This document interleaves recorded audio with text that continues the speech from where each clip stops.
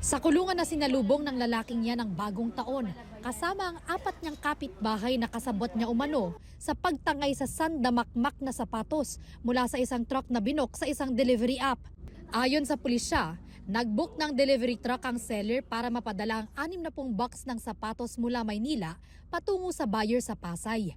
Pero And later on, nagulat siya nung naka-receive siya ng cancellation details.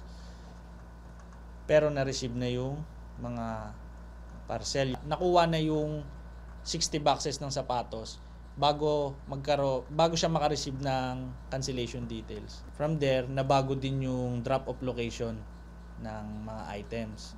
ang halaga ng kahon-kahon ng sapatos nasa 1.5 million pesos ayon sa pulisya.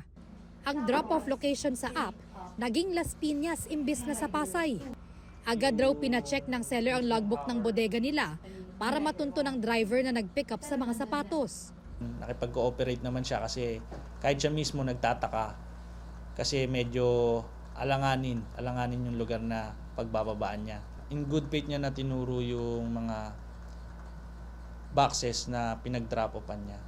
Iilan na lang ang mga sapatos na na-recover ng pulisya sa Las Piñas. Ang halaga nito, humigit kumulang 200,000 pesos. Ang iba, posibleng nabenta na matapos i-pick up ng isang van ayon sa pulisya.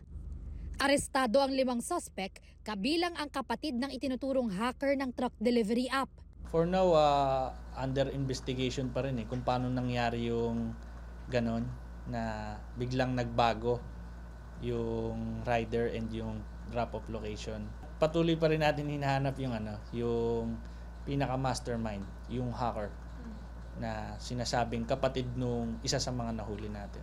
Giit ng ilang suspect, tumulong lang sila sa pagbuhat ng mga kahon. Hindi namin alam kung saan galing yung ano yun, ma'am Kargada na yun. Pero sabi sa amin ng nag-ano doon, kasi magkapera. Kaya binuhat namin. Kala po namin bayad na po na parang biyaya na lang po sa lugar namin. Kala po namin pamasko po ng ng pinaka doon sa may sa amin. Ang iba naman, wala raw kinalaman sa pagnanakaw. Hindi po ako nagtulong sa pagbubuhat po. Wala po ako ron. Reklamong estafa kaugnay ng Cybercrime Prevention Act ang isinampa laban sa mga suspect.